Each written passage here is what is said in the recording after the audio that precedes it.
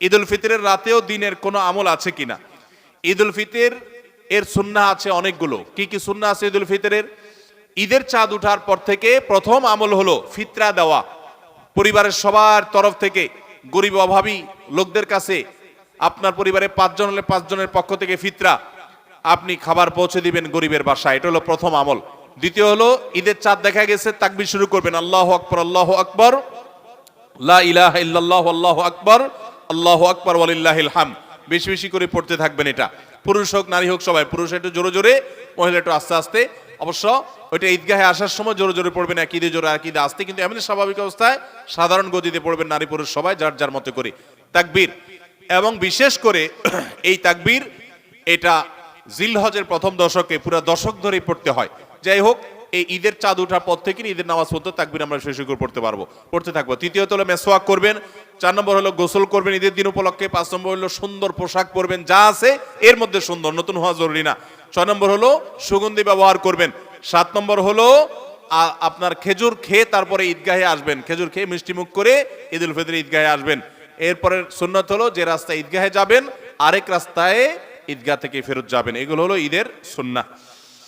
ইফতারের সময় আজান দেওয়া হয়, তখন কি আজানের জবাব দেওয়া উত্তম নাকি ইফতার করা উত্তম? খুবই দরকারি একটা প্রশ্ন, খুবই দরকারি একটা প্রশ্ন। কারণ আমরা যারা নিয়মিত মাগরিবের সময় আজানের জবাব অন্য সময় দেই, রমজানে আসলে আমাদেরও বেশিরভাগ লোকের এটা দেওয়ার সুযোগ হয় না। কারণ ইফতার আজানের ওয়াক্ত, সূর্য ডুবছে, আজান হয়েছে, আমরা ইফতার নিয়ে এমনভাবে ব্যস্ত হয়ে পড়ি আজানের জবাব আর দেই না। এখন প্রশ্ন হলো কোনটা আগে করবেন কোনটা পরে করবেন? উত্তর হলো আগে আর পরের দরকার নেই, দুইটাই সমান্তরাল ভাবে করতে পারেন। বিসমিল্লাহ বলে আপনি আল্লাহু আকবার, আল্লাহু আকবার, যদি টাইম মতো আজান হয়ে গেল আপনি ইফতার করলেন, ইফতার করে আপনি আল্লাহু আকবার, আল্লাহু আকবার আজানের জবাব দেন, খেতে থাকেন আর ফাঁকে ফাঁকে জবাব দিয়ে দেন। জবাব দেওয়ার সময় আপনি খেতে পারবেন না, একদম চুপচাপ বসে জবাব দিতে পারবেন, কোনো কথা নাই তো। খাওয়ার ফাঁকে ফাঁকে একটু ব্রেক দিয়ে দিয়ে আপনি আজানের জবাব দিয়ে দেন, তাহলে দুইটা একসাথে হয়ে যেতে পারে। আমরা অনেকে এটা করি না, এটা করা উচিত আমাদের। রমজানে কখন দোয়া করলে দোয়া কবুল হয়? রমজানে দোয়া কখন কবুল হয়? প্রথমত রোজাদার ব্যক্তির সারাদিনই দোয়া কবুল হয়। নবী করিম সাল্লাল্লাহু আলাইহি সাল্লাম বলেছেন যে রোজাদার ব্যক্তির দোয়া কবুল হয় হাত্তা ইফতিরা, সে ইফতার করার আগ পর্যন্ত। কোন কোন হাদিসে আসছে হিনা ইফতির, ইফতারের সময়টাতে দোয়া কবুল হয়। তাহলে রোজাদার সারাদিনই তার দোয়া কবুল হয়। আপনি রোজা অবস্থাতে, সিয়ামরত অবস্থাতে, অফিসে আদালতে, কাজে কর্মে, মা বোনরা রান্না বাড়ায়, যে যেখানে থাকেন না কেন, ওই ফাঁকে ফাঁকে আপনি দোয়া চালাই দিবেন। এবং দোয়ার জন্য অজুও জরুরি না, বিনা অজুতেও দোয়া করতে পারেন, যদি অজু করে করলে উত্তম। আর 2 হাত তুলে করতে পারছেন না, কাজ করছেন, মনে মনে আল্লাহর সাথে কথা বলছেন, এটাই দোয়া, মুনাজাত চলতে থাকবে। সারাদিনই রোজাদার ব্যক্তির রোজা অবস্থায় দোয়া কবুল হয়। বিশেষ করে ইফতারের আগ মুহূর্তে দোয়া কবুল হয় স্পেশালি।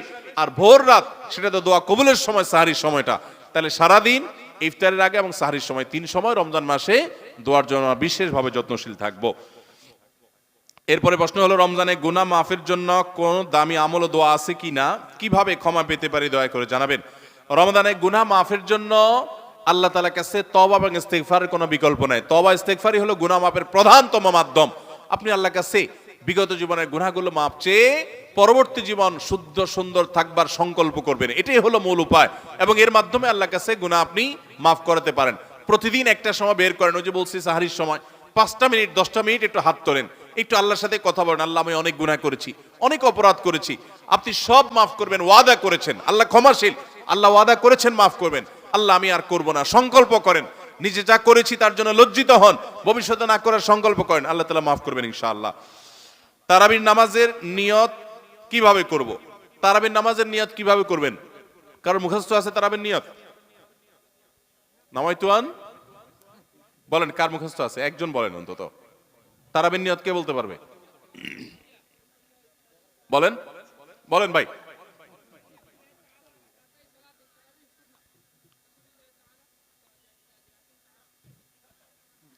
মাশাআল্লাহ মাশাআল্লাহ, এবারে পুরস্কার দেওয়া উচিত। বসেন, আপনি অনেক কষ্ট করে মুখস্থ করছেন। তুমি বগুড়া সদরের লোক ভাই? কাহালু কাহালু। আচ্ছা ভাই, তারাবির নামাজ বা যে কোনো নামাজের নিয়ত জরুরি। নিয়ত ছাড়া কোনো আমল হবে না। কিন্তু নিয়তটা হলো মনের ইচ্ছার নাম। নিয়তটা কিসের নাম? আমি ভাইকে দিয়ে নিয়তটা কেন শুনছি সেটা আপনারা জানেন? জানেন না আপনারা? আমি ওনাকে দিয়ে কেন শুনলাম বলেন তো? কে বলতে পারবেন? কেউ বলতে পারবেন না। আমি ওনার দিয়ে এই জন্য শুনছি যে ওইটা আমার জানা ছিল না। এটা হলো সত্য কথা। ওইটা আমি নিজেও জানি না। নামাইতুয়ান দিয়ে শুরু এটা জানি, কিন্তু বাকি শেষেরটা আমি জানি না। এই জন্য আমি চাইছি একটু শুনতে আর কি। আমি জানি না এই জন্য যে কোরআন হাদিসে কোথাও পাই নাই। এখন ভাইরা কেউ পাইলে তো ভিন্ন কথা, আমি কোথাও পাই নাই। এই নিয়ত মুখে এরকম গদবাদা উচ্চারণ করা, হ্যাঁ এটা পাইছি আমরা ছোটবেলা বোগদাদি কায়দায়। বোগদাদি কায়দা এটার জন্য কত মাইদ্যরে হয়তো খাইছি, পাইয়া তখনই ভুলে গেছি। এটা পরবর্তীতে করোনা দিছে যেহেতু পাই নাই, এই জন্য আর আমরা ওটা মুখস্থ করি নাই। ভাইরা আমার, নামাজের জন্য এরকম নামাইতুয়ান, এরকম গদবাদা যে দোয়া আমরা শিখেছি, এগুলোর কোনোটি কোরআন বা সুন্নাহর কোথাও আমরা নিয়ত করব মন থেকে যে আমি তারাবির নামাজ পড়ছি, বাস এটা আমার ইন্টেনশন আছে, নিয়ত আছে, মনে আছে, এটাই যথেষ্ট। মুখে উচ্চারণ করা জরুরি না, এবং মুখে উচ্চারণ করা এটা সুন্নাহও না। নবী সাল্লাল্লাহু আলাইহি ওয়াসাল্লাম শেখানো না এটা আমাকে। ইবাদত করতে হবে তার পদ্ধতিতে। কোনো হাদিসে যদি এবার উৎসাহ দেওয়া না থাকে, আমি কেন সেটা করতে যাব, কসরত করতে যাব? তবে হ্যাঁ, নিয়তটা হলো অন্তরের ইচ্ছার নাম, সেটাই যথেষ্ট। আলাদা মুখে নামাইতুয়ান পড়ার দরকার নেই। তারাবির নামাজে কি সুন্নত না নফল নাকি ওয়াজিব? তারাবির নামাজ সুন্নাত, নবী করিম সাল্লাল্লাহু আলাইহি ওয়াসাল্লামের সুন্নাত, সাহাবায়ে কেরামের সুন্নাহ। অতএব সুন্নাতের নিয়ত করলে নামাজ হয়ে যাবে। নফল শব্দের অর্থ হলো ফরজ ওয়াজিবের বাইরে এক্সট্রা, অতিরিক্ত। নফল মানে অতিরিক্ত, সেই হিসাবে নফল নিয়ত করলে আদায় হয়ে যাবে, কিন্তু এটা সুন্নাহ নামাজ। তারাবির নামাজ কিসের নামাজ? সুন্নাহ নামাজ। সারি ও ইফতারে কোন দোয়া আছে কিনা? সারি এবং ইফতারের দোয়া আছে, বিশেষ করে ইফতারের দোয়া আছে। সারির জন্য আলাদা কোনো দোয়া নেই। ইফতারের দোয়া হলো বিসমিল্লাহ বলে ইফতার শুরু করবেন, আর ইফতার করার পরে দোয়া করবেন যাহাবা জমা ওয়াবতাল্লাতিল উরুক ওয়া সাবাতাল আজরু ইনশাআল্লাহ। যাহাবা জমা ওয়াবতাল্লাতিল উরুক ওয়া সাবাতাল আজরু ইনশাআল্লাহ। আল্লাহুম্মা লাকা সুমতু আল রিজকিকা আফতারতু, এটাও হাদিসে আছে। কিন্তু এই যাহাবা জমা ওয়াবতাল্লাতিল উরুক ওয়া সাবাতাল আজরু ইনশাআল্লাহ যেটা বলেছি, এইটা বেশি অনেক হাদিসগুলোতে আছে এবং সনদের দিক থেকে অনেক বেশি স্ট্রং, অনেক বেশি প্রসিদ্ধ, এবং অর্থটা বেশ চমৎকার। যাহাবা জমা মানে হলো আমার ক্লান্তি দূর হলো, ওয়াবতাল্লাতিল উরুক মানে শিরাগুলো সব আর্দ্র হলো, যে পানি পান করেছি, ইফতার করেছি, এবং ওয়াসাবাতাল আজরু ইনশাআল্লাহ, আল্লাহর কাছে বিনিময় দাঁড়িয়ে গেছে ইনশাআল্লাহ। এটা ইফতার করার পরে বা কিছুটা খেয়ে তারপরে এটা পড়া সুন্নাত। যাহাবা জমা ওয়াবতাল্লাতিল উরুক ওয়াসাবাতাল আজরু ইনশাআল্লাহ। আর ইফতারির একবারে শেষের দিকে আপনার এই ইফতারের শেষের দিকে বা ইফতার শেষ করে তারপর এটা পড়বা। সাহারির জন্য আলাদা কোনো দোয়া আছে বলে আমার জানা নাই, তবে ওইটা দোয়া কবুলের সময় সাধারণ যে কোনো দোয়া আল্লাহর কাছে করব। ভাই সময় কম যেহেতু, আর রমজানের প্রশ্ন এখানে রাখছি, কিছু বেরমজানের প্রশ্ন দিই কয়েকটা, না কিছু সব বলে রমজান দিতে না, সব রমজান বেরমজানেরা কি দোষ করছে? কয়েকটা রমজানের বাইরে থাকুক। শুটকি মাছ খাওয়া হালাল নাকি হারাম? রাজেক রেজবি প্রশ্ন করেছেন, শুটকি মাছ খাওয়া হালাল নাকি হারাম? ভাই এই প্রশ্ন চিটাগালারা শুনলে মাইর দিত, যে শুটকি ছাড়া তাদের চলেই না, আর এরা জিজ্ঞেস করে এটা হালাল না হারাম। ভাই শুটকি মাছ খাওয়া হালাল, মাছ খাওয়া হালাল। এখন মাছকে কি আপনি শুটকি বানায় খাবেন, নাকি হালুয়া বানায় খাবেন, নাকি আপনি ফ্রাই করে খাবেন, সেটা আপনার ব্যাপার। মাছ হালাল প্রাণী, এটা মারা গেলেও খাওয়া যায়, জবাই করার প্রয়োজন হয় না। অতএব এটা খাওয়া হালাল। শুটকি খাওয়ার শুধু হালালই না, চিটাগাঙ্গের ওলামা একরামদের অনেকে, আমরা চিটাগাং পড়াশোনা করছি যখন, আমাদের ওস্তাদরা অনেকে বলতেন শুটকি খাওয়া বেটা হালাল না, শুধু সুন্নত। তো বলতাম সুন্নত কেমনে, এটা দলিল কি? দলিল দিয়ে বলতেন যে সাহাবীরা একবার একটা বড় মাছ পাইছেন এক সফরে, সম্ভবত আম্বর নাম, আপনারা নাম অনেকে হাদিস জানেন। বিশাল একটা মাছ পাইছেন কোন একটা অভিযানে, যে সমুদ্র থেকে উপরে উঠে পড়ে গেছে বিশাল মাছ। তো সে মাছ তারা খেয়েছেন, খাওয়ার পর সেখান থেকে মাছ নিয়েও আসছেন। এখন সাহাবীদের মধ্যে এই মাছ দীর্ঘদিন তারা ওখানে খেয়েছেন, আবার নিয়েও আসছেন। নবী করিম সাল্লাল্লাহু আলাইহি সাল্লামকে জিজ্ঞাসা করা হলো এটা হালাল না হারাম। তো নবী করিম সাল্লাল্লাহু আলাইহি সাল্লাম সেটা খাওয়ার অনুমতি দিলেন এবং বললেন যে আর আছে কিনা। তো এখন যারা সুন্নত বলেন তারা বলেন এই মাছ সফরে পাইছে, তারা সেখান থেকে খাইছেন, ওইটা রাখছে, আবার নবী নিয়ে আসছেন মদিনাতে, নবী সাল্লাল্লাহু আলাইহি ওয়াসাল্লাম সেখান থেকে আছে কিনা জানতে চাইলেন, নিলেন, খাইলেন। তাহলে এই যে মাছ সেখানে ধরা পড়ছে, এবং সফর তখন তো আর বিমানের সফর ছিল না যে কয়েক ঘন্টা চলে আসছে, আসতে সময় লাগছে, এগুলা কেমনে হয়েছে, নিশ্চয় শুটকি বানায় আনছে। এই দলিল দিয়া, যদি এই দলিল কোনো যৌক্তিক না, কিন্তু এটা ঠিক যে শুটকি খাওয়া কি হালাল, এই দলিল কোনো শক্তিশালী দলিল না যে এর মাধ্যমে শুটকি প্রমাণিত হয় যে নবী সাল্লাল্লাহু আলাইহি ওয়াসাল্লাম শুটকি খেয়েছেন। এটা বিভিন্নভাবে হতে পারে, লবণ দিয়ে রাখা হতে পারে, তারপরে যা মরুভূমি এলাকাতে এমনি জিনিসপত্র একটু দেরিতে পৌঁছে সেভাবে হতে পারে, আরো নানাভাবে হতে পারে, আবার শুটকিও হতে পারে, আল্লাহু আলাম।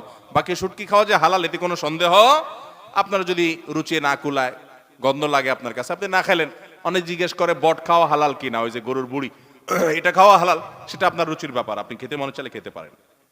গোস্তকে মাংস বলা যাবে কিনা, অনেকে এটা নিয়ে খুব আপনার শক্তভাবে বলেন যে গোস্তকে মাংস বলা যাবে না, বললে গুনাহ হবে। কেন? কারণ মাংস হলো মায়ের অংশ, মা যোগ অংশ সমান সমান মাংস।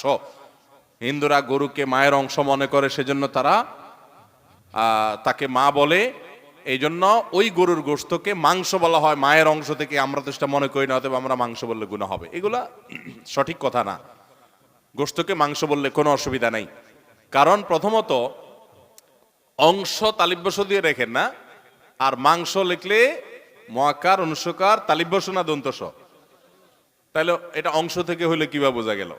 আর দ্বিতীয় কথা হলো, মায়ের অংশ তো হিন্দুরা গরুকে মনে করে, ছাগলকে তো মায়ের অংশ মনে করে না, মুরগির তো আর মনে করে না। তো আমরা তো ছাগলের মাংস বলি, মুরগির মাংস বলি, আর এটা অথেন্টিক কোনো সোর্স থেকে প্রমাণিত নয় যে সেখান থেকেই মাংস এবং সে উদ্দেশ্যেই মাংস বলা হয়, বিধায় গোশতকে মাংস বললে কোনো অসুবিধা নাই। স্বামী স্ত্রী একসাথে নামাজ পড়া যাবে কিনা, এবং যদিও পড়া যায় তাহলে তার নিয়ম কিভাবে? স্বামী স্ত্রী একসাথে নামাজ পড়তে পারেন, যার যার নামাজ আলাদা আলাদা পড়লে তো পাশাপাশি পড়তে পারে। জামাতে নামাজ পড়লে স্বামী সামনে দাঁড়াবেন, স্ত্রী পিছনে দাঁড়াবেন, এবং স্বামী একামত দিবেন, আবার ইমামতিও করবেন, করে জামাতে নামাজ পড়তে পারেন যদি তারা দুইজন হন। রোজা অবস্থায় স্বামী স্ত্রী একে অপরকে চুম্বন করতে পারবেন কিনা, যদি এটার ফলশ্রুতিতে নিজেকে নিয়ন্ত্রণ হারিয়ে ফেলার আশঙ্কা থাকে তাহলে জায়েজ নেই, আর সেরকম আশঙ্কা না থাকলে জায়েজ আছে। এবং বিভিন্ন হাদিস দ্বারা এটি প্রমাণিত আছে যে এটা যদি অনিয়ন্ত্রিত হয়ে যাওয়ার আশঙ্কা না থাকে তাহলে এটা জায়েজ আছে, এবং হাদিস দ্বারা সেটি প্রমাণিত। হাজরা আসওয়াদ নাকি দুধের মতো সাদা ছিল, কিন্তু আদম সন্তানের পাপের স্পর্শে পাথরটা নাকি কালো হয়ে গেছে, কথাটি কি সত্য? হ্যাঁ, এ মর্মে হাদিস আছে, এটি জান্নাত থেকে আসা পাথর, এবং এটি বনি আদমের যে পাপ সেগুলোকে মোচন করেছে, করতে করতে সেটা কালো পর্যন্ত হয়ে গেছে, এরকম একটি রওয়ায়াত আছে। কি কি কারণে একজন ইমামের পিছনে নামাজ পড়া যাবে না? একজন ইমামের পিছনে নামাজ পড়া যাবে না যখন তিনি শিরকে আকবরে লিপ্ত হবেন, কুফুরে আকবরে লিপ্ত হবেন, অর্থাৎ ইমান চলে যাওয়ার মতো কোনো কাজ যদি করে, তাহলে ওই ইমামের পিছনে নামাজ পড়া যাবে। ধরুন তিনি কোনো মাজারে সিজদা করেন, মাজারে তিনি শিরকে আকবরে লিপ্ত হন, আল্লাহর প্রতি অবিশ্বাস হয়, কুফুরি হয়, এরকম কোনো কিছুতে লিপ্ত হন, তিনি নিজে কুফুরি কালামের সাথে, কুফুরের সাথে জড়িত, কুফুর আকবরের সাথে জড়িত, তাহলে সেক্ষেত্রে তিনি ইসলামদের গণ্ডি থেকে খারিজ। কুফর এবং শিরকে আকবর যদি করে কেউ, মুসলমানই না, তার পিছনে নামাজ পড়া যাবে না। এটা ছাড়া অন্য কোনো গুনাহ বা পাপ যদি তার মধ্যে থাকে, সে প্রকাশ্যে কোনো গুনাহে লিপ্ত, কোনো পাপে লিপ্ত, সুদের কারবার লিপ্ত, জেনায় করেছে, এরকম যদি কোনো পাপে লিপ্ত হয়, তার পিছনে নামাজ পড়লে নামাজ হয়ে যাবে। কিন্তু এরকম ইমামকে ইমাম হিসাবে নিযুক্ত করা মসজিদ কমিটির লোকদের জন্য জায়েজ নাই, যে প্রকাশ্যে গুনাহে লিপ্ত, তাকে ইমামতি থেকে খারিজ করে যোগ্য লোককে সেখানে বসানো তাদের কর্তব্য। কিন্তু যদি ইমাম কর্তৃপক্ষ সেটা না করে, আপনি তার পিছনে নামাজ পড়লে নামাজ আপনার হয়ে যাবে। আমার মনে আমি শেষ করি, সাহেব সাইফুল্লাহ ভাই বসে আছেন, রাত অনেক হয়েছে, প্রশ্ন আরো যেগুলো আছে সেগুলোর উত্তর ইনশাআল্লাহ বিদনিল্লাহ আমরা পরবর্তী কোনো লাইভ অনুষ্ঠানে অথবা ইনডোর প্রোগ্রামে আমরা আপনি দিচ্ছেন। আমাদের শেখ আব্দুল ইমাম সাইফুল্লাহ ভাইয়ের বাবা, আমাদের চাচা যান, আজকের মাহফিলের সভাপতি। আমি খুব 30 সেকেন্ডের ভিতর দিয়ে ফেলবো উত্তর ইনশাআল্লাহ। রাতের বেলা মসজিদে নামাজ পড়ার সময় ইচ্ছা করে পিছনের সুইজ সাওয়া হয় নামাজ পড়া যাবে কিনা? কোনো অসুবিধা নেই ভাই, ছায়ার মধ্যে নামাজ পড়লে কোনো অসুবিধা হবে না। আপনার শবে কদরের কোনো আমল আছে কিনা? শবে কদরের আমল আছে ভাই। শবে কদরের সব ধরনের ইবাদতই করার চেষ্টা করতে হবে সাধ্য অনুযায়ী, যেগুলো করা সম্ভব হয়। বিশেষ করে কোরআন তেলাওয়াত করা, 2 রাকাত করে লম্বা কেরাত, লম্বা রুকু সিজদা দিয়ে যতটুকু পারেন নফল নামাজ পড়বেন। বিশেষ পদ্ধতির নামাজ, শবে কদরের নামাজ এত রাকাত, অমুক সূরা এতবার, প্রথম রাকাতে দ্বিতীয় রাকাতে ততবার, এগুলো মন গড়া, এগুলোর কোনো ভিত্তি কোরআন হাদিসে নাই। তবে দুই রাকাত করে যত লম্বা রুকু দিয়ে সিজদা দিয়ে অনেক সময় নিয়ে দুই রাকাত নামাজ 5, 7, 10 মিনিট ধরে যত বেশি সময় ধরে পারেন লম্বা কেরাত রুকুতে নামাজ পড়বেন। এক, তেলাওয়াত বেশি বেশি করবেন, যত সুন্দর করে সম্ভব তেলাওয়াত শুনবেন, শোনাশুনি করবেন, কোরআনকে সময় দিবেন, কোরআন স্টাডি করবেন এই রাতে।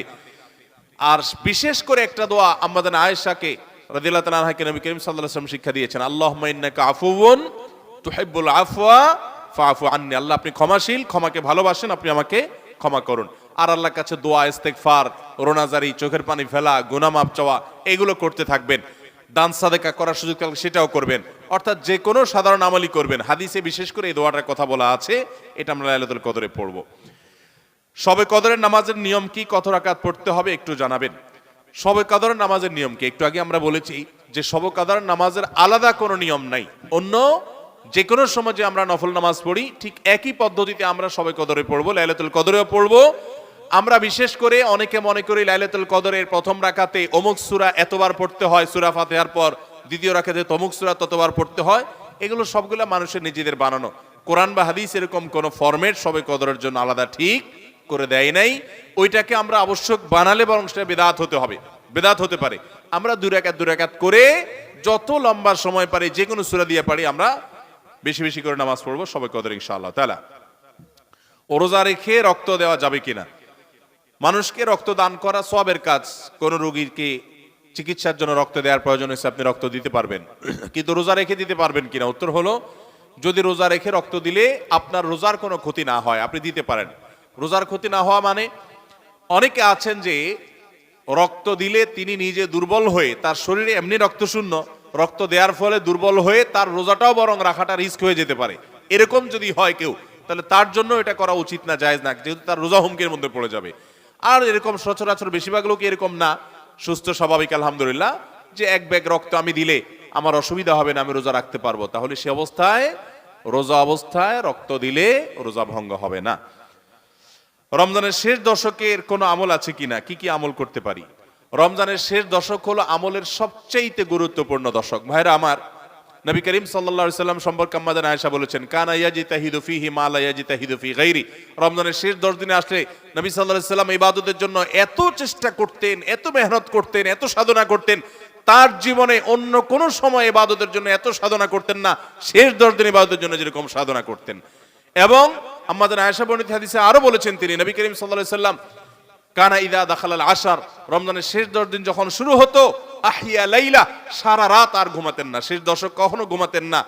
ওয়া আইকাযা আহলা, পরিবারের লোকদেরকে ঘুম থেকে ডেকে তুলতেন। ওয়া সাদ্দা মিযরা, কোমর বেঁধে নিতেন। এবং ইবাদতের জন্য সবচেয়ে বেশি মেহনত মুজাহাদা তিনি করতেন। ভাইরা আমার, রমজানের শেষ দশক হলো ইবাদতের সবচেয়ে গুরুত্বপূর্ণ সময়। আমাদের বেশিরভাগ মানুষ ঈদের কেনাকাটায় আমরা ব্যস্ত হয়ে পড়ে, শহরের মানুষ গ্রামে যাওয়া ব্যস্ত হয়ে পড়ে, গ্রামের মানুষ শহরের মানুষকে ওয়েলকাম করার জন্য ব্যস্ত হয়ে পড়ে।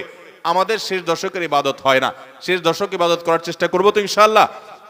শেষ দশকের প্রধান ইবাদত হলো এতেকাফ। শেষ দশকের প্রধান ইবাদত কি? এতেকাফ। এতেকাফ করার চেষ্টা করবেন। আমরা শেষের দিকে এসে এতেকাফের কথা বলি, তখন আপনারা এটার ফজিলত বুঝেন না।